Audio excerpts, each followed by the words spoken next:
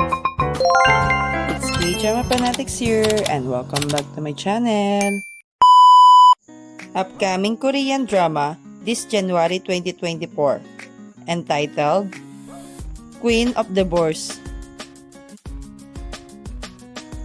Queen of Na Young-hee as Cha Hee-won, Kim Sara's former mother-in-law and Yul Song's mother, and Lee Tae-gu as Kwon Dae-gi, member of Solution, who is a former data security expert. Queen of Divorce is an upcoming South Korean TV series starring Lee Ji-ya and Kang Ki-young. It is written by Jong Hee-sun and directed by Park Jin-sok. It is scheduled to premiere on January 31, 2024 and will air on JTBC every Wednesday and Thursday. Thank you for watching. Don't forget to subscribe, like, and share.